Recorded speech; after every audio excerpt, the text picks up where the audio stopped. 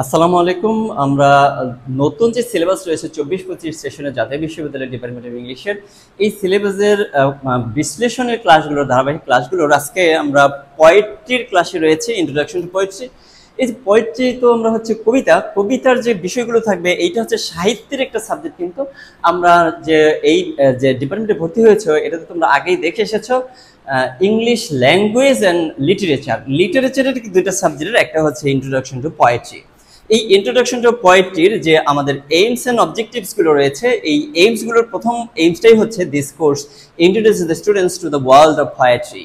এইখানে বিশ্ব যে কবিতা রয়েছে এই কবিতার মধ্যে তোমাদের পরিচয় করে দেওয়া, কবিতার পৃথিবীতে তোমাদের পরিচয় করিয়ে দেওয়াই হচ্ছে এই মানে কোর্সটির উদ্দেশ্য।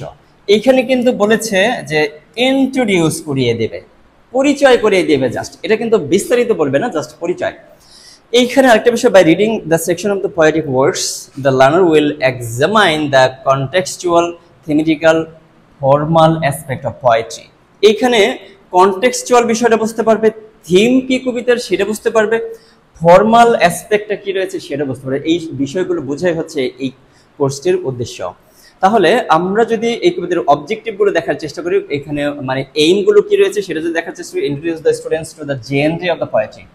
এখন জেনরি বলতে কি বলবো, জেনারেশন। আমরা কবিতার যে জেনারেশনগুলো রয়েছে, যেমন ভিক্টোরিয়ান যুগের কবিতা রয়েছে, এলিজাবেথান যুগের কবিতা রয়েছে, রেনেসাঁ যুগের কবিতা রয়েছে, রোমান্টিক যুগের কবিতা রয়েছে, আধুনিক যুগের কবিতা রয়েছে, ম্যাটাফিজিক্যাল ধরনের কবিতা রয়েছে। এই যে কবিতার ধরনগুলো রয়েছে এই ধরনগুলো থেকে প্রত্যেকটা থেকে কিন্তু একটা একটা করে কবিতা দেওয়া হয়েছে। এর জন্য বলেছে প্রত্যেকটি জেনরি থেকে তোমাদের পরিচয় করে দেওয়া হবে। Familiarise the students with some major English poets. আচ্ছা, এই বিষয়গুলো হচ্ছে এখন আমাদের করানো হবে। Provide the student with basic knowledge of socio cultural context এবং make the student competent in reading and analysing poems of different kinds. এখন আমরা যদি একটু দেখার চেষ্টা করি যে কি কি কবিতা আমাদের পড়তে হবে, কবিতাগুলো কোনগুলো আমাদের পড়তে হবে। আচ্ছা, এইখানে উইলিয়াম শেক্সপিয়ারের কিন্তু the time of year the mayst in me behold, Thomas গ্রের elegy written in a country churchyard, Christina রোসিটির হচ্ছে। এখানে আমরা যদি একটু এটার বিস্তারিত একটু আরেকটু দেখার চেষ্টা করি তাহলে আমরা দেখব যে এই কবিতাগুলো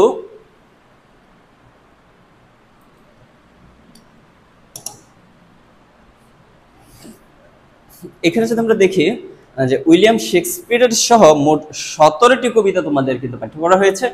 এই কবিতাগুলোর মধ্যে যদি আমি একটু দেখানোর চেষ্টা করি যে কোন কবিতাগুলো গত বছর ছিল, এই কবিতাগুলোর মধ্যে এই elegy written in a country churchyard এটা কত বছর ছিল, ফার্নহিল ছিল, এরপরে হচ্ছে প্যাট্রিয়ট ছিল। এই তিনটি কবিতা বাদে সকল কবিতাই কিন্তু নতুন করে সংযুক্ত করা হয়েছে। আরেকটি ছিল a prayer for my daughter. এই চারটি কবিতা বাদে সকল কবিতাগুলি নতুন করে সংযুক্ত করা হয়েছে। এর মানে তোমাকে যদি এখন বলা হয় যে তোমার প্রশ্ন প্রস্তুতি কেমন হবে, বিগত বছরগুলো ছিল, বিগত বছরের কিন্তু পোয়েট্রির 20টি কবিতা থেকে যদি আমরা 10টি বা 12টি কবিতা পড়তাম বা পড়াতাম তাহলে কিন্তু কমন পড়তো এবং হুবহুব কমন পড়তো। এখন 12 থেকে 14টি প্রশ্ন পড়লে কিন্তু হুবহুব কমন পড়ে যেত। এইবার যেহেতু তোমরা সিলেবাসের প্রথম শিক্ষার্থী, তোমাদের এই সিস্টেমটা এখানে অ্যাপ্লাই করার কোনো সুযোগ নেই। সুতরাং এই 17টি কবিতার প্রত্যেকটি কবিতা তোমাকে বুঝে বুঝে পড়তে হবে। প্রত্যেকটি কবিতা থেকে short question, brief question, broad question, 3 টাইপের প্রশ্নই তোমাকে পড়তে হবে। কারণ হচ্ছে কোথায় থেকে প্রশ্ন করবে এই প্রশ্নের ধারাটা কিন্তু এখনো তৈরি হয়নি। আর জাতীয় বিশ্ববিদ্যালয় কিন্তু বলেছে যে এখানে গদবাদা শুধু তুমি মুখস্থ করে ঢেলে দিয়ে আসবে, এই সুযোগটি তারা আর দিবে না, এখানে দক্ষতা বৃদ্ধি করাবে। আমি তোমাদের চেষ্টা করব প্রত্যেকটি কবিতা একদম সহজভাবে উপস্থাপন করার জন্য। একই সাথে প্রত্যেকটি কবিতার যে প্রশ্নগুলো রয়েছে সব প্রশ্নগুলো রেডি করে তোমাদের আমার লং বলে দেবো, সেখান থেকে তোমরা নিতে পারবে। আশা করি কবিতার যে বিষয়গুলো রয়েছে সেই কবিতার বিষয়গুলো তোমরা বুঝতে পেরেছ এবং কিভাবে তোমরা প্রস্তুতি নেবে এই বিষয়ে বুঝতে পেরেছ। এখন আরেকটা বিষয় কিন্তু মাথায় রাখতে হবে, ব্রড কোশ্চেনগুলো কিন্তু 5-6 পৃষ্ঠা পর্যন্ত লিখতে হবে।